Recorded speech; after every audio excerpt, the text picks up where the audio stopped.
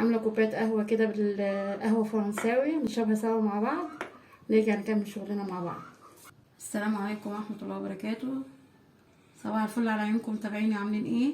يا رب تكونوا بخير. جايلكم النهارده في فيديو جديد، بس قبل ما نبتدي في الفيديو نصلي على الرسول عليه الصلاه والسلام. اللهم صل وسلم وبارك عليك يا حبيبي يا رسول الله. جايلكم النهارده بطاجن فريك.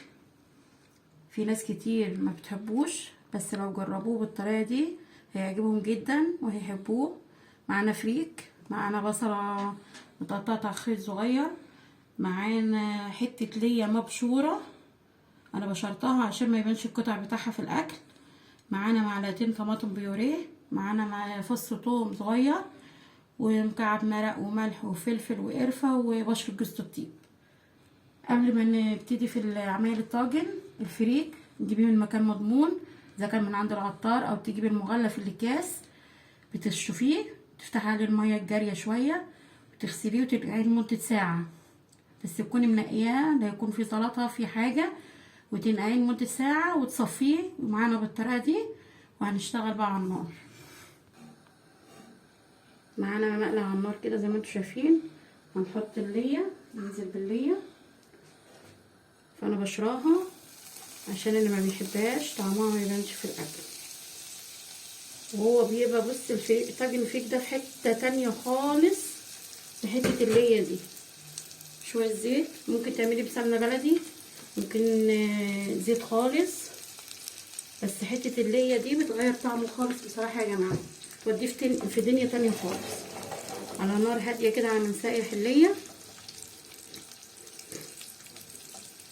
اللي هي بس تسيح معانا شويه، وعشان انا بشراها مش هتاخد وقت، هتسيح على طول زي ما حضراتكم شايفين. اللي هي ساحت معانا كده، ريحه اللي هي طبعا عشاق الحاجات دي عارفين انا بتكلم ازاي، وفي ناس ما بتحبهاش خالص. ننزل غسلينه كويس ونقعينه لمده ساعه وصفناه، وننزل فيه تشويح كده بالليه لحد ما تحسي فيه بريحه الفشار، ان هو اتحمص معاكي، تنك تشوحي فيه تحسي ان حبايه الفريك كده نشفت معاكي، وما شاء الله ريحتها جميله. طول ما احنا واقفين يا حبايبي نصلي على الرسول، نستغفر ربنا، وعودي نفسك اي اكله بتعمليها سمي الله قبل ما تبتدي، قدامك تقول اللهم صل على النبي اللهم صل على النبي، يقوم ربنا هيبارك في الاكله. حتى لو هي ايه، لو عيش وجبنه ربنا بيبارك ما شاء الله. تنك طول ما انت واقفه كده تشوحي فيه وتقلبي فيه لحد ما تحسي ان هو ما شاء الله ريحته طلعت معاكي، بتبقى ريحته في منتهى الجمال. اشتغل الطواجن يحضروا معايا هنا، اللي بيحبوا الطواجن يجربوا الطاجن ده هيعجبهم جدا، وزي ما قلت حته اللي هي بتشهق في طعمه. واشتغل الطواجن يحضروا هنا ويعملوا لي لايك وشير ويشتركوا في القناه. طبعا الطاجن الفريك ده عاملاه باللحمه، طلع اللحمه قدام حضراتكم هنا. احنا عارفين فريق اللحمه نحط البهارات بتاعتها، ورق لورا والحبهان والفلفل الاسمر وبصله وطماطم، نشوح فيه زي ما حضراتكم شايفين معايا هنا. ايدك فيه على طول تقلبي فيه. شفتي لما تكوني بتشوحي الرز، هو الفريك نفس النظام. وجربوا طاجن الفريك ده بصراحه هيعجبكم جدا، طعمه في منتهى الجمال.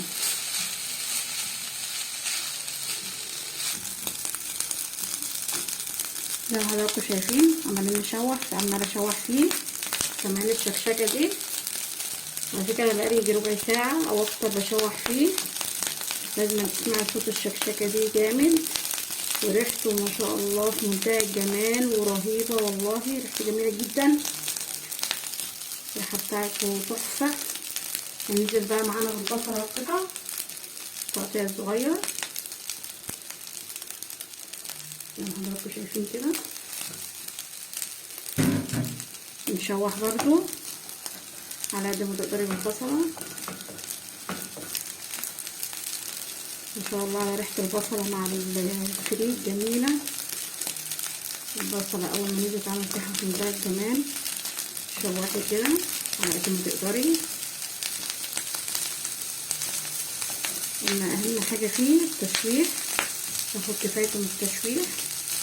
كمان سامعين كده، سامعين صوت الشكشكه دي؟ الله على الجمال بصراحه، جميل جدا. والفريك ده مغذي جدا يا جماعه، واخف من الرز كمان، مفيد جدا جدا بصراحه، قيمته الغذائيه عاليه. عارفين القمح طبعا، ويعتبر حبايه قمح كامله الفريك ده. ما شاء الله ما شاء الله على ريحه البصل، الله على الجمال. نشوح على قد ما نقدر فيه. اللهم صل وسلم وبارك عليك يا حبيبي يا رسول الله، عليه افضل الصلاه والسلام.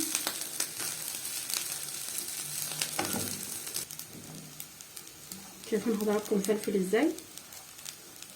فلفل خالص ازاي من كتر التشويح. والبصله ادته ريحه جميله جدا. ننزل دلوقتي بفص الثوم، نقلب كله في بعضه. ما شاء الله الثوم ودى الطاجن في سكه تانية خالص. انتوا عارفين الثوم وعمايله وريحته الجميله، ريحته اول ما بتنزل بتبقى رهيبه. ما شاء الله على الجمال، على ريحه الثوم جميله جدا. الله، الطاجن ده جربوه هيعجبكم جدا جدا، طعمه في منتهى الجمال. انا اول ما اكلته بره بصراحه فعجبني، من ساعتها وانا بعمله حلو جدا خالص.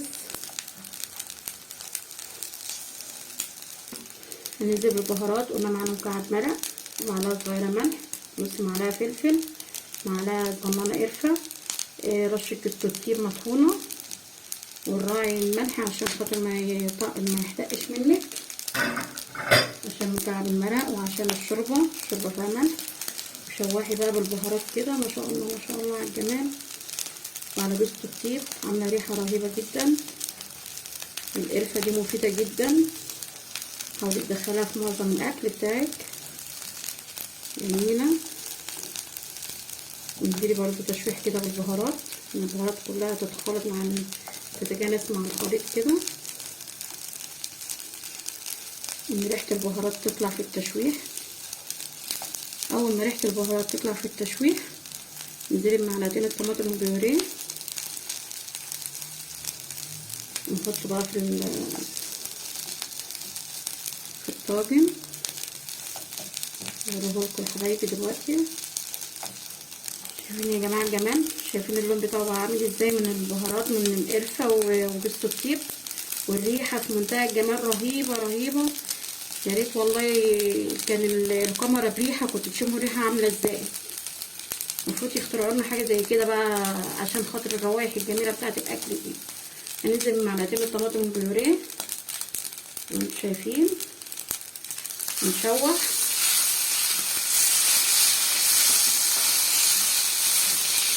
والله ريحته في منتهى الجمال وجميل وطفلي، وتحسيه خفيف كده ما شاء الله. شوحي كده ونطفي بقى عليه، نحطه في الطاجن باللحمه. نرجع لكم تاني. هنضيف يا جماعه ربع معلقه حبهان بودر كده، عشان نسيت احطه بصراحه. نقلبه برضه تشويحه كده. جربوه وتشموا انا بتكلم عن الريحه ازاي، ريحته رهيبه ازاي. نروح على الطاجن ده نحطه فيه وندخله الفرن قدام حضراتكم مع بعض. معانا الشوربه ومعانا اللحمه اللي سلقناها اهي، ادي الفريك هنفضيه بالطريقه دي في الطاجن. طاجن فخار، طاجن بايركس، اي طاجن تحطي فيه اللي تحبيه المتاح تحت ايدك. حضراتكم شايفين كده، نحط اللحمه سلقينها. كوبايه الفريك لها 3/4 كوبايه مرقه. هنحط المرقه كده نحاول ان احنا نغطيه. اللحمه نحطها في النص كده. نجيب مرقه كمان. بعد ما زودنا المرقه يا جماعه ندخله الفرن على درجه حراره 200. شغاله المروحه، لو بوتاجازك بمروحه. مفيش مروحه بعد ما يغلي ويستوي معانا ولع الشوايه ياخد وش من فوق، هندخله الفرن وهنبقى نطلعه. نحطه على الرف يا جماعه على درجه حراره 200 ومشغله المروحه وسايباه. حطيناه في الفرن قدامكم اهو، ونقفل عليه يستوي ونرجع لكم بعد شويه.